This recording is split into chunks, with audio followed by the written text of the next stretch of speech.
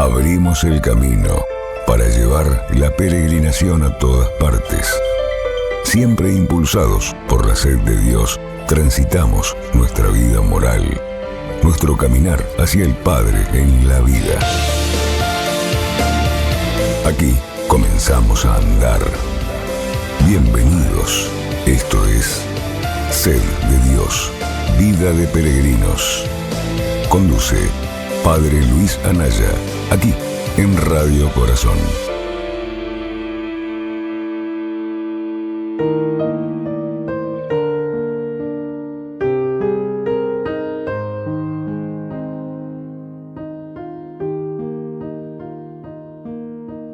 Dios, yo tengo sed de ti,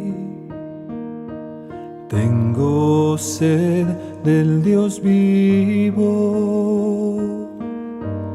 ¿Cuándo podré contemplar tu rostro, mi Señor? Yo busco tu rostro, mi alma desfallece dentro de mí.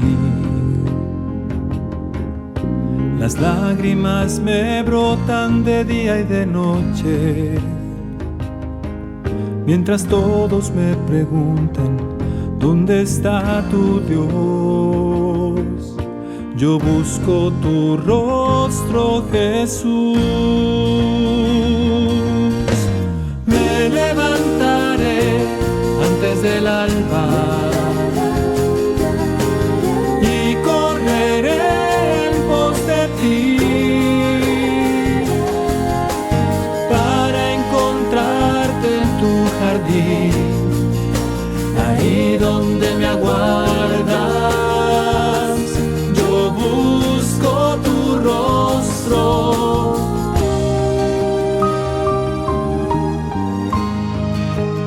Continuando entonces con nuestra reflexión en torno a la vida moral, vamos ahora a comenzar con un nuevo capítulo, el 15, donde entramos en un tema que es muy interesante y es vital para nuestra vida cristiana, que son las llamadas virtudes teologales, ¿no? O dones teologales que Dios infunde en nosotros al momento de ser bautizados y que después van creciendo en nuestra vida, que van creciendo en nuestra vida cristiana en la medida que nosotros vamos disponiendo, dilatando nuestro corazón para que tanto la fe, la esperanza como la caridad vayan creciendo en el ejercicio concreto, vayan madurando por gracia de Dios. ¿Qué son los dones teologales? Son dones de la filiación, podríamos decir, ¿no? Porque si decimos que estos dones teologales son infundidos al momento del bautismo, evidentemente lo recibimos desde el momento que somos constituidos o configurados, diría San Pablo, como hijos en el Hijo, como hijos de Dios, ¿no? Esta filiación reclama para nuestra vivencia filial de la fe, de la esperanza y de la caridad, porque caracterizan la vida filial la fe, la esperanza y la caridad. Son dones infusos, son dones que Dios por el Espíritu Santo infunde en nosotros y se constituyen en hábitos, ¿no? Por eso Santo Tomás, por ejemplo, lo llama virtudes, hábitos infusos donados por Dios al momento del bautismo, ¿no? Aquí lo que importa mucho subrayar, remarcar, es la condición de dones, ¿no es cierto? Es decir, nosotros recibimos esta gracia de Dios. La fe, la esperanza y la caridad no dependen para su recepción, obviamente, y para su crecimiento de nuestro esfuerzo, de nuestra buena disposición. No, es gratuidad pura de Dios, ¿no? Es un don de Dios, son dones infusos, ¿no? Por la fe que recibimos en el bautismo, podemos decir que creemos en Dios. El objeto de la fe es Dios en su misterio, en su realidad última, en su misterio trinitario, ¿no? Por la fe creo en Dios y creo en todo aquello que Dios me reveló y que la Iglesia me enseña. Este sería el conjunto de afirmaciones que tenemos que decir que competen al orden de la fe, ¿no? Que constituyen en nuestra vida una verdadera luz. Nosotros vemos la realidad de quienes somos y del entorno en el cual nos contextualizamos por la luz de la fe, que nos permite ver realmente, ver lo que está presente como realidad última, como verdad última, más allá de las apariencias, ¿no? Creo en Dios, creo en lo que Él me reveló a través de su palabra y de sus gestos, y que la Iglesia enseña.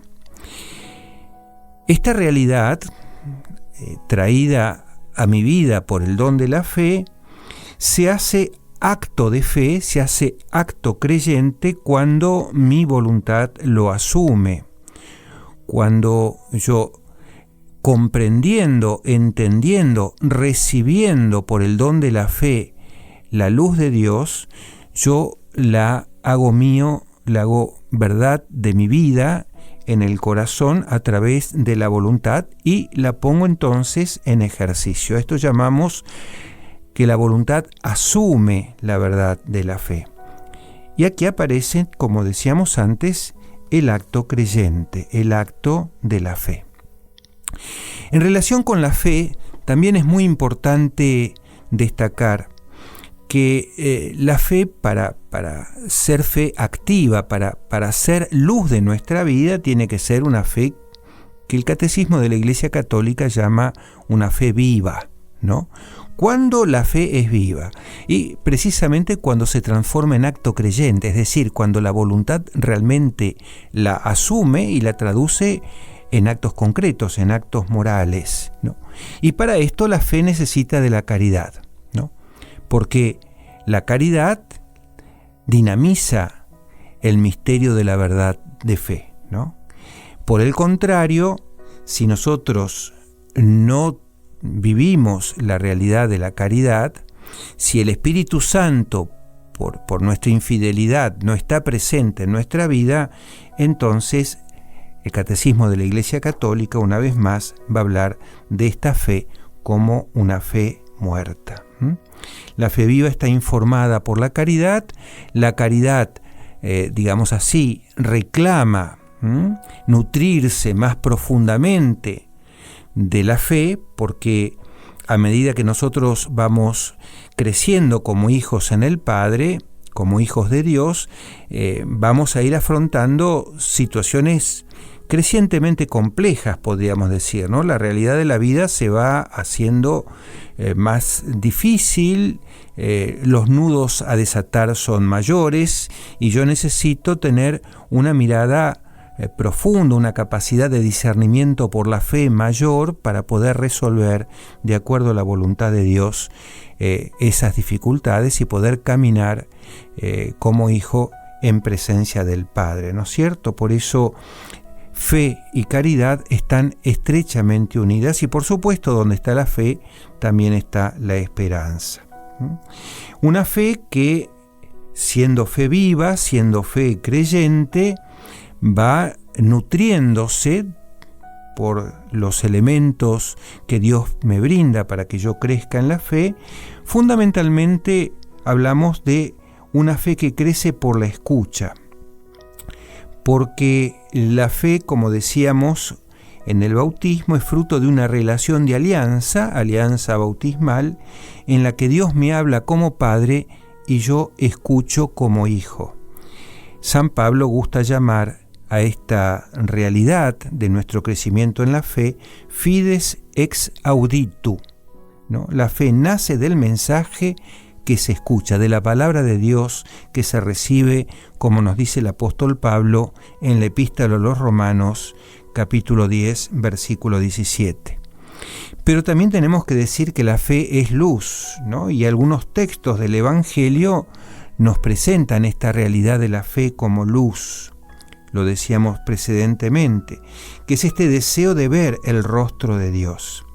Por ejemplo, tomamos un versículo del Evangelio según San Juan, en el capítulo 11, versículo 45, en el contexto de la resurrección de Lázaro, dice el evangelista: al ver lo que Jesús había hecho, creyeron en él. Al ver lo que Jesús había hecho, ¿no? O como dice también San Juan, si crees, verás la gloria de Dios, ¿no? Entonces, nutrimos nuestra fe, dejamos que Dios desarrolle por el Espíritu Santo la fe en nosotros como don infuso por la escucha y por la captación de las realidades que Dios nos va presentando a partir de una mirada creyente. Dicen que un día un ángel a una mujer visitó y trajo con él un mensaje de salvación. Dicen que un día un niño en un pesebre nació, y aunque era el rey de los hombres, humilde creció. Y cuentan que en unas bodas un milagro ocurrió. Se quedaron sin vino, pero él les dio el mejor. Y a los ciegos curó, el pan también multiplicó. Calmó las aguas en medio de tormentas y por mí se entregó. Aunque no lo pueda ver, aunque no lo pueda tocar, creo en su palabra y la promesa que regala vida eterna. Yo creo en un Dios que tanto me amó, que a su único Hijo al mundo envió por mi salvación.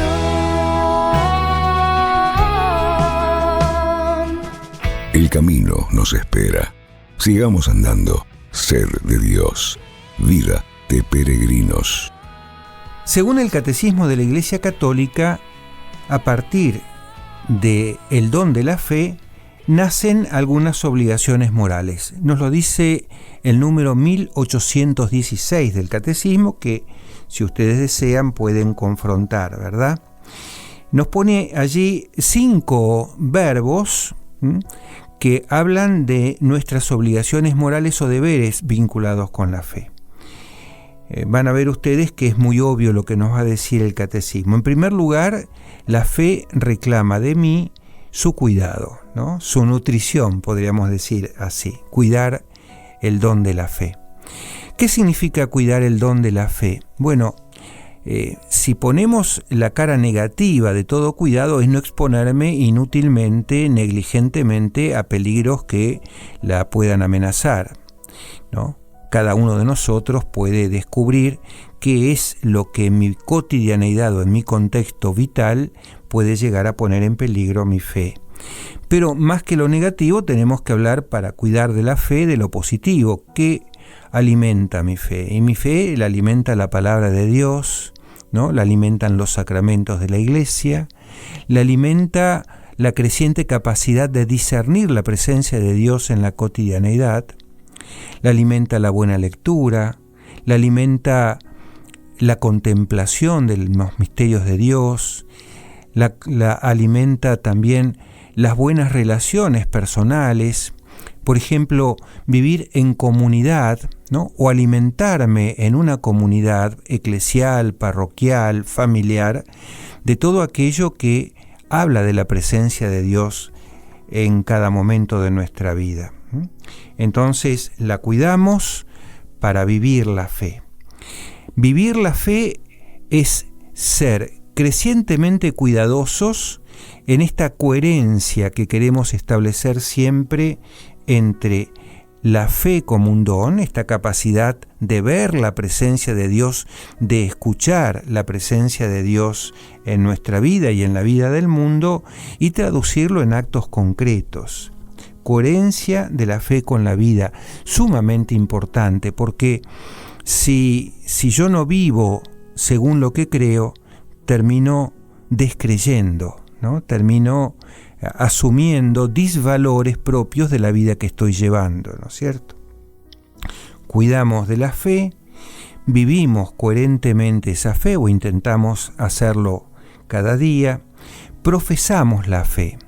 ¿Qué significa esto? Confesarla, es profesarla, es reconocer mi condición creyente.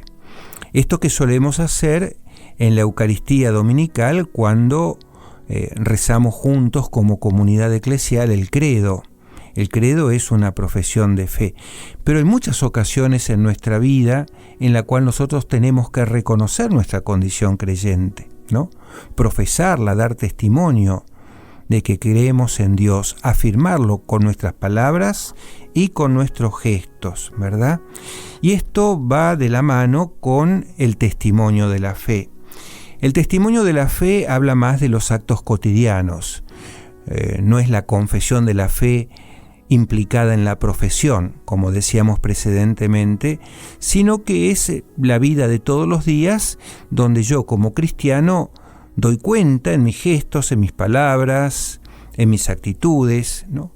Que soy una persona creyente que da testimonio de lo que ha recibido, ¿no? Testigos del amor de Dios en la vida cotidiana, en lo que es nuestra modo ordinario de vivir, ¿no? Y finalmente, una quinta obligación que nace de la fe es la difusión de la fe. Yo soy evangelizador, somos evangelizadores, y tomemos nota, ¿no?, de cómo en este tiempo de la Iglesia se nos pide tanto, que no olvidemos que ser cristiano es ser evangelizador. Ser discípulo de Cristo es ser misionero. Yo no puedo quedarme para mí de aquello que he visto, que he contemplado, que he escuchado. Estoy como exigido a salir a testimoniar, a difundir con el propósito evangelizador de aquello que el Señor me ha regalado. Qué detalles, Señor, has tenido conmigo. Cuando me llamaste, cuando me elegiste, cuando me dijiste que tú eras mi amigo. Qué detalles, Señor, has tenido conmigo. Te acercaste a mi puerta y pronunciaste mi nombre. Yo temblando te dije, aquí estoy, Señor. Tú me hablaste de un reino, de un tesoro escondido, de un mensaje fraterno que encendió mi ilusión. Qué detalles, Señor, has tenido conmigo. Cuando me llamaste, cuando me elegiste, cuando me dijiste que tú eras mi amigo. Qué detalles, Señor, has tenido conmigo. Yo dejé casa y pueblo por seguir tu aventura. Codo a codo contigo comencé a caminar. Han pasado los años y aunque aprieta el cansancio, Paso a paso te sigo sin mirar hacia atrás. Qué detalles, Señor, has tenido conmigo. Cuando me llamaste, cuando me elegiste, cuando me dijiste que tú eras mi amigo. Qué detalles, Señor, has tenido conmigo. Qué alegría yo siento cuando digo tu nombre. Qué sosiego me inunda cuando oigo tu voz. Qué emoción me estremece cuando escucho en silencio tu palabra que aviva mi silencio interior. Esto es Ser de Dios, Vida de Peregrinos, con el Padre Luis Anaya. Concluyamos entonces esta pequeña reflexión en torno a la hermosa virtud teologal de la fe, diciendo con el apóstol Pablo en la Epístola a los Romanos capítulo 10 versículos 9 al 10: si confiesas con la boca que Jesús es el Señor, si crees de corazón que Dios lo resucitó de la muerte, te salvarás.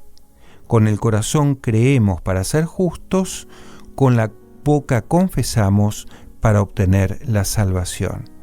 ¿En qué está insistiendo Pablo en esta hermosa afirmación vinculada con la fe?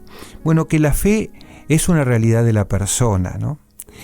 No tenemos que quedarnos simplemente con la idea de que la fe es una perfección de mi inteligencia, que no está mal decirlo, porque realmente la fe ilumina mi inteligencia para alcanzar el misterio que excede mi inteligencia. Pero la fe es fe de la persona. Por lo tanto, la fe se asume en la propia vida, se traduce en actos creyentes, se confiesa profesándola y testimoniándola, haciéndola vivencia cotidiana, ¿no? Es decir, la fe es un regalo que Dios nos hace para que unifique mi persona. Nosotros podríamos poner aquí incluso un proyecto de vida, ¿no? En esto que aquel papá que aparece en el Evangelio según San Marcos, por ejemplo, que tenía un hijo poseído de un espíritu impuro, nos dice el texto del Evangelio, y que Jesús lo cura. Antes de curarlo, Jesús le pregunta al padre de este niño: ¿crees? Y la respuesta es muy hermosa y es un poco la respuesta que queremos asumir en nuestra vida. Creo, pero aumenta mi fe. Este aumentar la fe, proyecto de vida personal cristiano, significa precisamente hacer del don que Dios me regaló un don que amalgama, que unifica toda mi personalidad. De modo tanto mi inteligencia como mi voluntad, como mis apetitos, como mis deseos, mis inquietudes, todo lo que en mí es dinámico, se encuentra como centrado, se encuentra orientado, direccionado por una palabra que unifica nuestra vida, nuestro corazón, centro de la persona, que ilumina nuestro caminar y que llamamos el don de la fe. Dios, yo tengo sed de ti, tengo sed del Dios vivo. ¿Cuándo podré contemplar tu rostro, mi Señor? Yo busco tu rostro, mi alma desfallece dentro de mí. Las lágrimas me brotan de día y de noche, mientras todos me preguntan: ¿dónde está tu Dios? Yo busco tu rostro, Jesús. Me levantaré antes del alba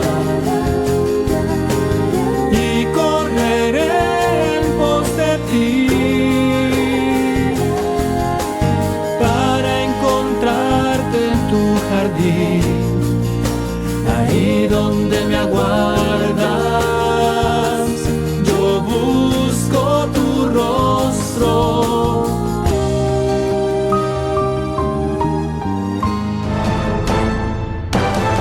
Iniciamos el camino, pero nunca dejamos de andar. Este es solo un alto hasta el próximo recorrido. Así termina Sed de Dios, vida de peregrinos.